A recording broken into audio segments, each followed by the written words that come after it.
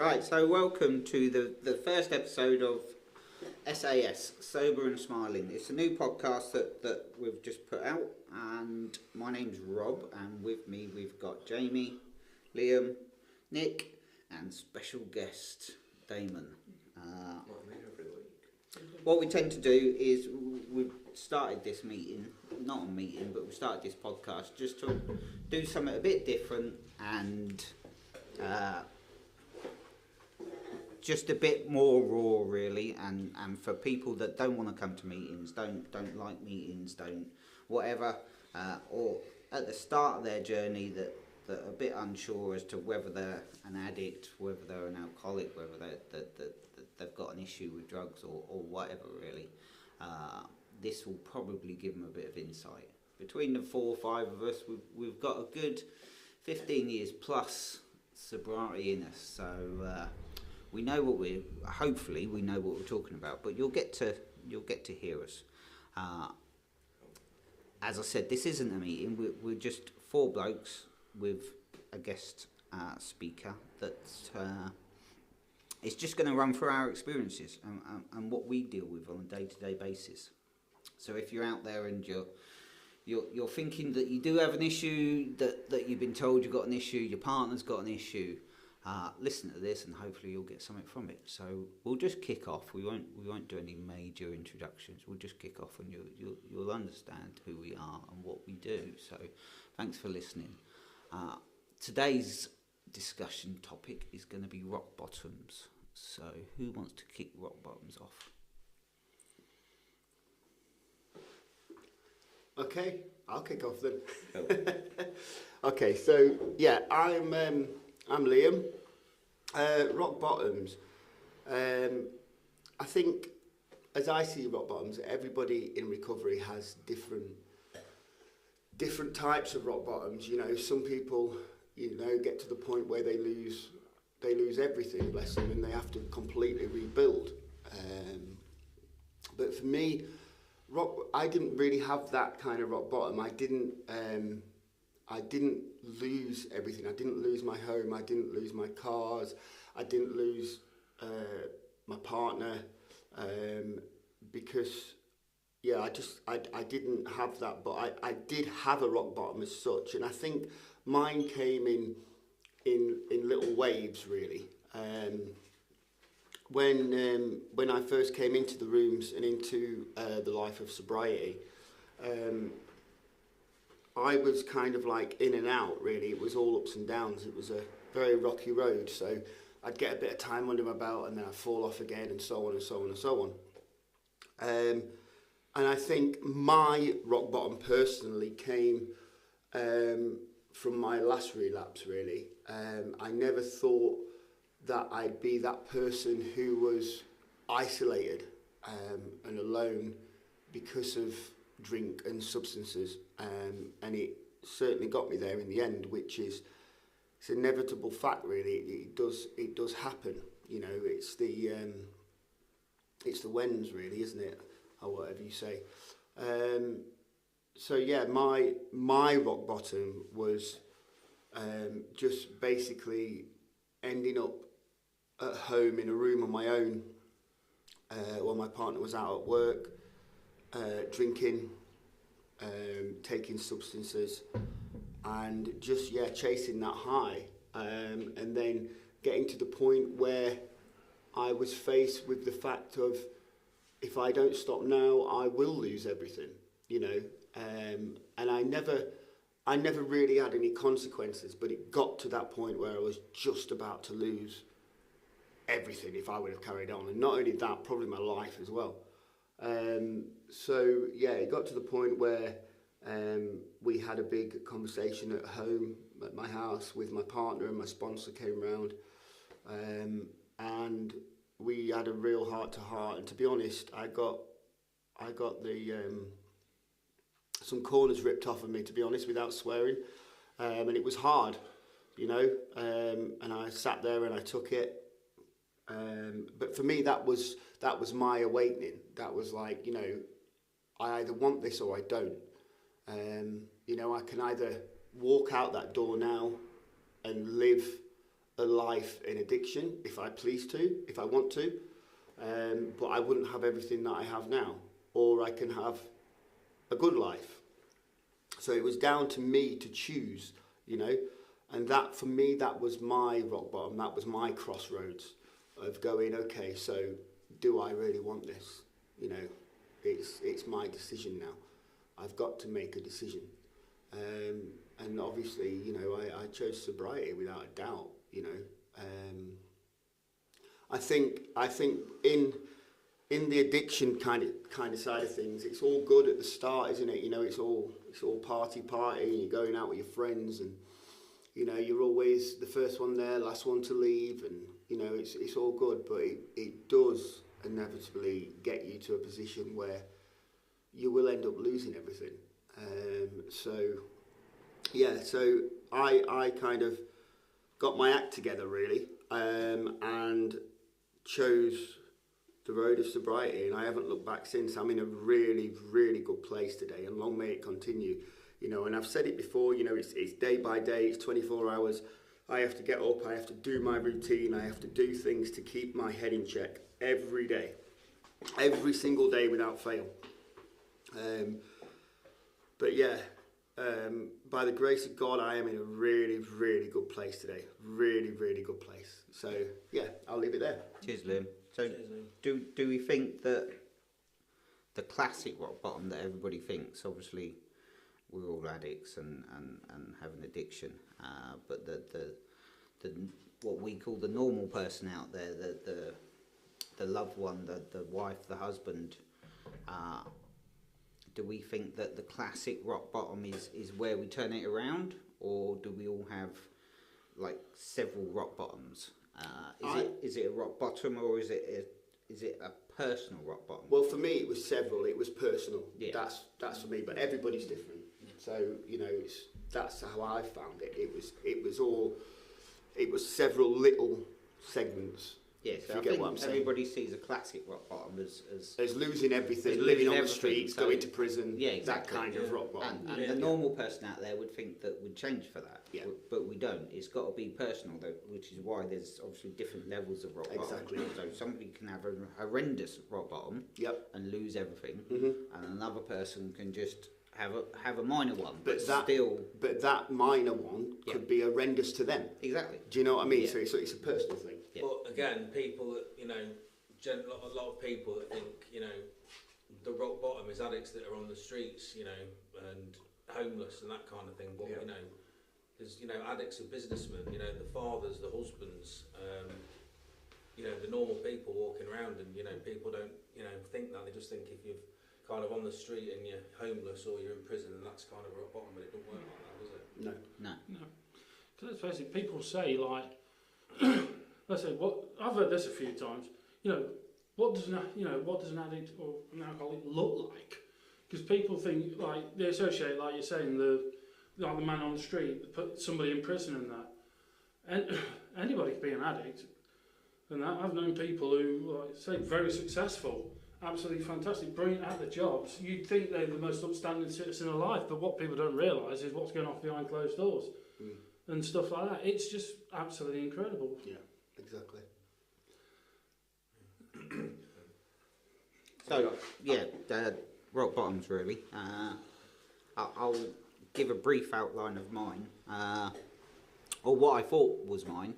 I was in sort of like active addiction for a good 30 years, from the age of 14 to about 45. In that time, I was obviously extremely addicted to it, and addicted to my substances. But and along that journey, I've had many interventions. So my family have come along and sat me down at a table, just the classic interventions that you see. So all sat down around the table, and me being told that I've got an issue, I've got a problem, my wife's going to leave me, I'm going to lose the house, I'll lose the car, I'll lose my job. None of them were my rock bottom, because none of them to me mattered. Even the classic thing where you say you're an addict for the first time. For me, that wasn't like a rock bottom, or that wasn't a big turning point in my life. I know it is for many people, but for me it wasn't. For me it was just an excuse to carry on. So the first time I admitted to another person that I'm an addict, that gave me the green light just to use more, because I could justify my behaviours. So when I was absolutely wasted at night or during the day, nobody could say anything, because I'd just go, well, I'm an addict. I need it. And I use that as an excuse. So my rock bottom had to be just like we've spoken, a personal rock bottom.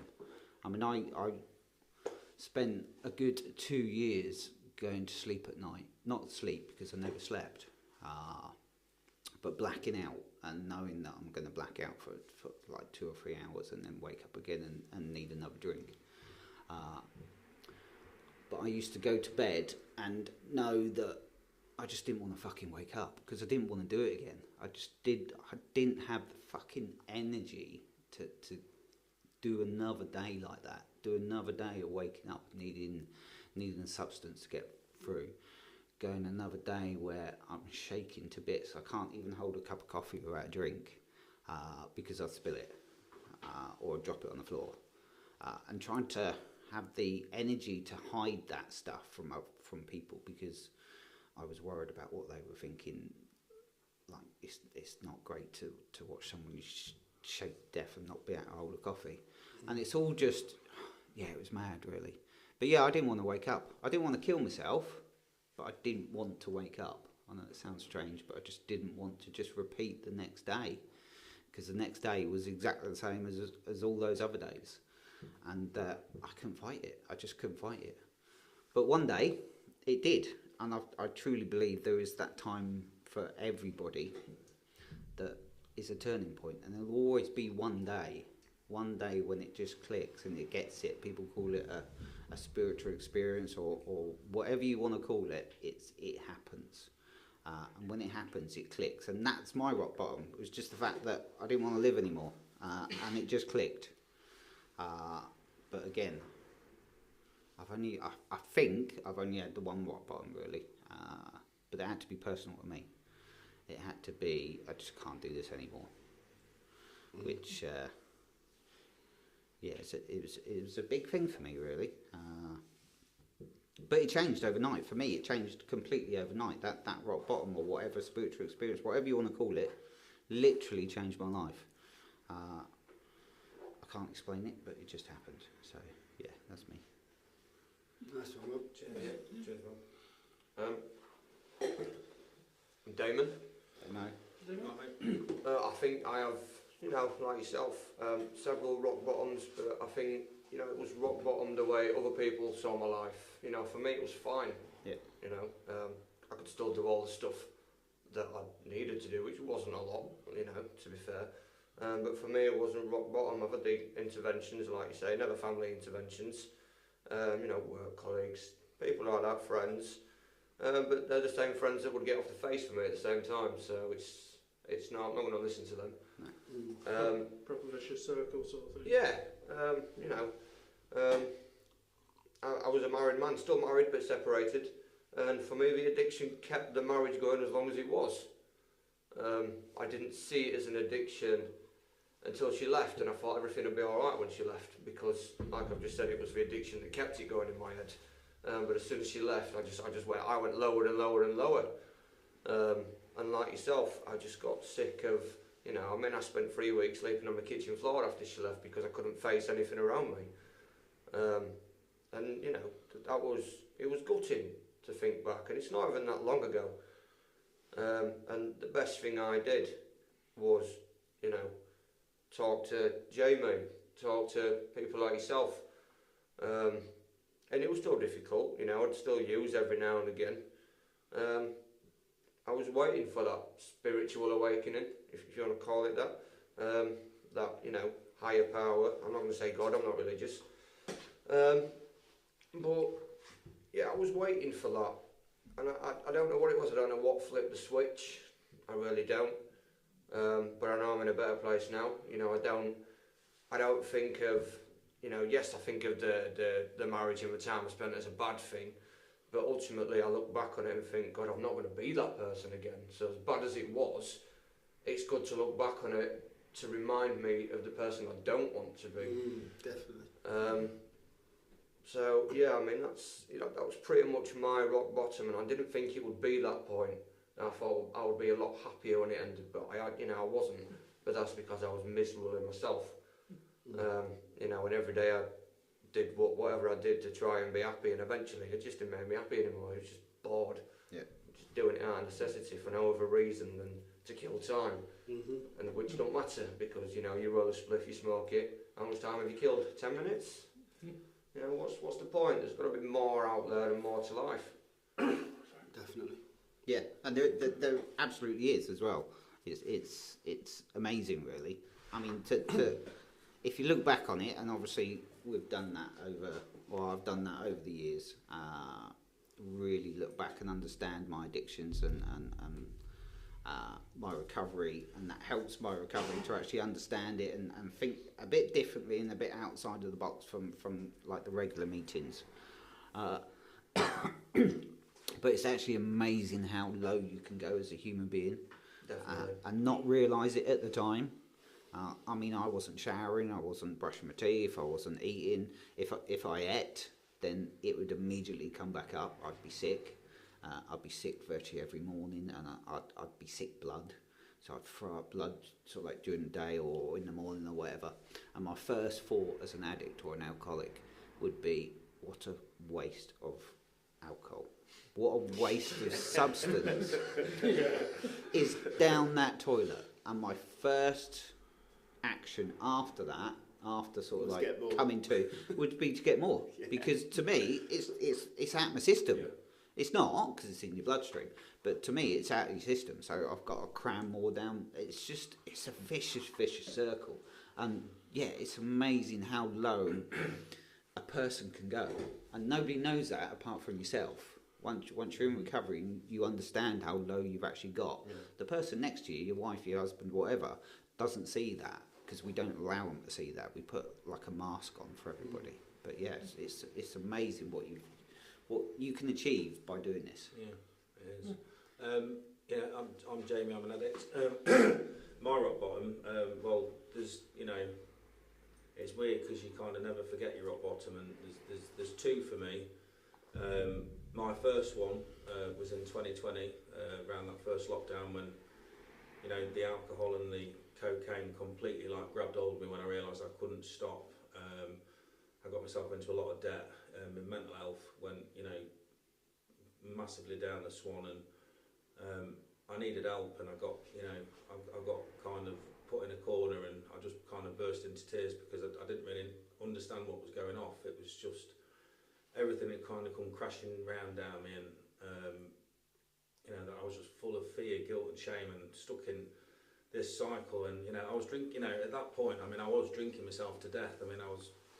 I could neck a litre bottle of vodka like it was a bottle of water, and I'd do it twice a day, plus the copious amounts of cocaine on top of that. But and there was no like switch, I didn't see that from went from a weekend thing to like an everyday thing. It just 1 minute it wasn't, and the next minute it was there. And then I got told to stop, and I had like this fright fear come over, thinking, "Fuck me, I can't stop anymore." And it completely escalated. And I went into rehab that first time, and I was a broken person then in 2020. And I went to rehab, and that spiritual awakening, that's the first time I've ever felt it.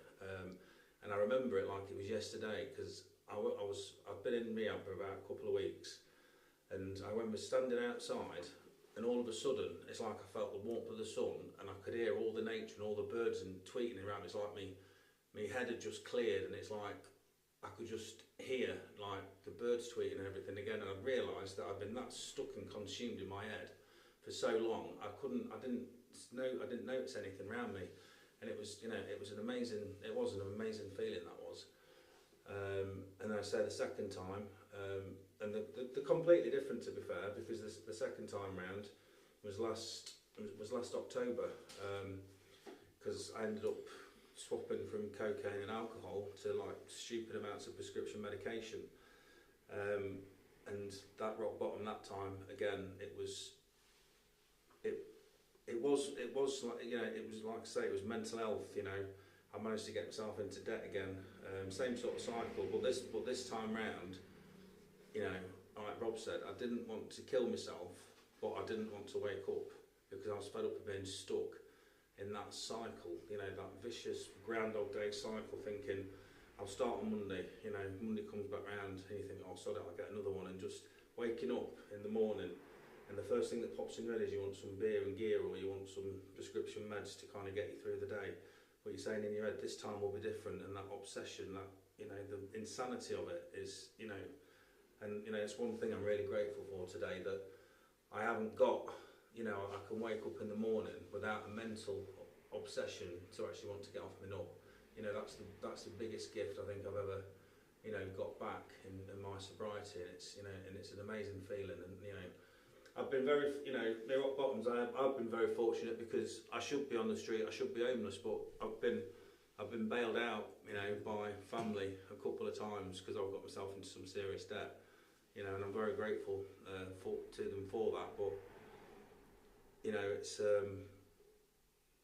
something's clicked in me this time, and, you know, things have changed, because I haven't got another rock bottom in me. You know, if I fuck up again, you know, I won't make it back. You know, it's you know, it's sad really, but, you know, that's addiction for you. It's a progressive disease, and it either wants to kill you or it wants you to kill yourself. You know, there's no other option, there's no other way out of it, and unfortunately, you know, that's what it does to a lot of people. So, you know, us in this room now, you know, we're lucky that we've found, you know, these rooms, and, you know, we can talk about it and freely, and hopefully it'll help somebody else out there that's listening. So yeah, thank you. Cheers, Jamie. Nick? For me personally, my rock bottom's okay. My rock bottom, I would say there was one big one where I literally call it the week from hell. Literally everything that could have gone wrong did. But the more I've sat and thought about it, there was littler ones that came before it. I believe in a way I had like some, what you'd say like a physical but also mental rock bottoms, because for the longest time I had some of the worst mental health going, because my brain just goes at 100 miles an hour. I overthink everything. You know, when something goes wrong, I literally go into pure turmoil and every single thought doesn't sit there and make me think, oh, you know, here's the positive of it, Nick. No, it goes into the worst case scenario every single time. So I used to just overthink everything, and instead of trying to be positive or think of a better way out, the first thing I thought was the worst case scenario. And when it hit sort of like, this is, right, I don't think there's a way out of this, I just became apathetic. Which basically, I just sort of resigned myself there and then to just, what's happened is going to happen, bugger it, I'll leave it. And it was such an horrible way of thinking at times. And then there's also a couple of, like I say, physical rock bottoms when there were times when, I'd say they started really coming in when the blackouts began. Jesus. And, you know, I work in a builder's merchant and I operate heavy machinery. And there was times when I used to I'd wake up on a forklift, my body's there, but my brain just wakes me up about 11 o'clock, it's like going, wake up. And all of a sudden I'm on this forklift like, how the hell am I here? And I'm playing the software, I'm like, hey, I'm fine. I'm like, no, inside I'm actually completely humiliated. Sitting there thinking, I wonder if I would have hit somebody, or wonder if I would have ran somebody over. It's like you're going to autopilot. Oh yeah. My body just used to take itself to work. And somehow I'm sitting there operating, and they said, oh, you've served this many people today. Have I? Oh, can you get me that wood you asked you to get me earlier? Yeah, sure. Okay. Completely don't know what you're on about, but you know. It definitely does something to your brain though. I mean, still to this day. Yeah. You know, people will say to me, oh, do you remember this, or do you remember that, or, you know, you was here then and that. It's like, I can't remember at all. because while you're in that addiction, you're in that circle. It's almost like it kind of like you're in autopilot, but then it's erased from your head. Do you know what I mean? It's a strange, it's a strange one. I can relate to that. It's crazy. So I've literally asked people out on dates and they've agreed to it, and they've rang me up on the Friday going, "Where are you?" Don't know. I'm at home. Why? Oh, I thought we were meeting up for a drink. Oh, so then I'm scattering through my phone like, "Oh dear." Yeah. But like you Sorry, said, I don't feel well. I can't quite make it. well, what you just said then, though, but you know, addiction is a fucker because it'll let you remember the good times, but then Yeah. it doesn't let you remember the bad times. Well, it's like I You said know, it's before, like isn't it? you always- It's that movie thing, isn't it? Yeah. Do you know what I mean? It's like addiction. My addiction is like a movie trailer. It shows you all the best All the bits. best bits, yeah. but then leaves out it's a really Yeah. shit movie. Yeah. Do you know what I mean? Yeah. So yeah, it is. I remember all the good nights on, you know, the pills and stuff back in the day, but you know, I'm sure there were, you know, massive come downs. I mean, I remember, you know, there was a major come down where I nearly broke my hand, you know, punching a glass panel in a bus stop. But aside from that, I can't remember the come downs. I know they were there when I know that happened, but you just remember the night before when you were, you know, loving everyone, cuddling strangers. Do you know what I mean? And it's, Do you know what you is? wouldn't do that. Do you know what is crazy? And I found out. I didn't find out pretty quick. It was over a long period of time with my addiction. But it's like, I'm sure everyone will agree, when you first got on that train of using and drinking, it was all sunshine and rainbows. It was great, but very, very quickly, or maybe not so quickly, you know, but inevitably it becomes from a social to a very antisocial. Yeah. And it gets you in a place, and it will get you in that place without a doubt. You know, it's all right thinking, oh, you know, oh, I won't get there, but it will somewhere along the line. I thought that. I thought, because without sounding a dick, because I had the means to do whatever I was doing, it was like, I always thought, well, you know, I'm different. You know, I'm okay. I can do I'm what I not as want. bad as him. I'm not as bad as him. Yeah, I can they're do what worse I want. than You me, know, yeah. these guys are robbing places for money to get Yeah. high. I've got money to get high. Do you know what I mean? It's like, and I always thought that, but inevitably, it got me in that place. Yeah. That's when You know, you never see the transition. do You never From- see the transition, No, it's just- you know. And I was at home, in my bedroom, upstairs, lights off, in the dark, drinking whatever I could get my hands on, doing whatever. You know what I mean? And it just wasn't a nice place to be. No, I mean, I remember enjoying just going socialising, going out for a drink. Then before I know it, I'm just walking around the streets with a bottle of vodka in my hand, Yeah.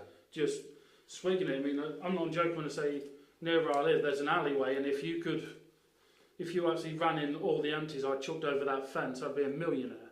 It's absolutely crazy. Sound like Delwood. But yeah, getting back to a little bit I was saying about rock bottom, I did have, like I said, there was a physical side of it, because I think one of the biggest rock bottoms I ever experienced was, hey, this is raw, this is honest. First time I ever actually pissed the bed. Yeah. That I can was safely awful. say I've never done that, Nick. I'll be first. Honestly, I have. You know, many a night out. Many a night out, honestly. That was probably But one sit of down wee. I don't even remember, obviously I don't remember doing it, but I just remember waking up and like, what the hell's happened? And I thought, no, I couldn't have. I'm like, oh, Jesus. And that was, you put your head in the hands, you're like, Jesus Christ, I'm not a child. What the hell have I done? Has happened?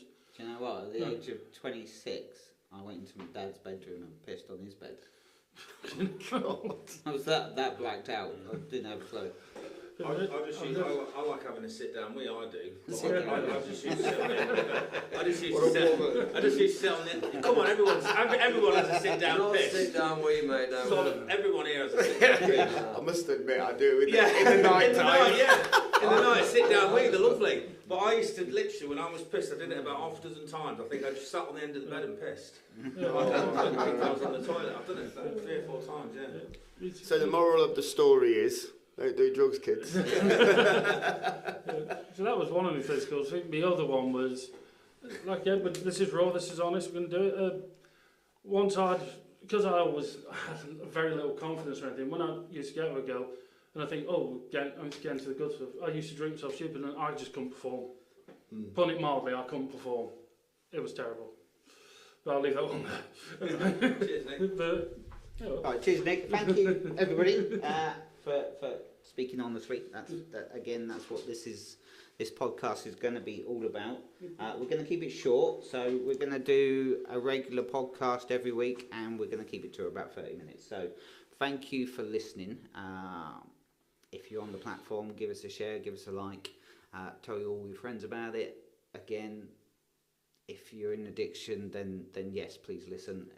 Even if you're not in addiction and you're a family member, then hopefully you'll get something out of this. So this is us. Thank you from me. Thank you from Nick, Jamie, Liam and Damo.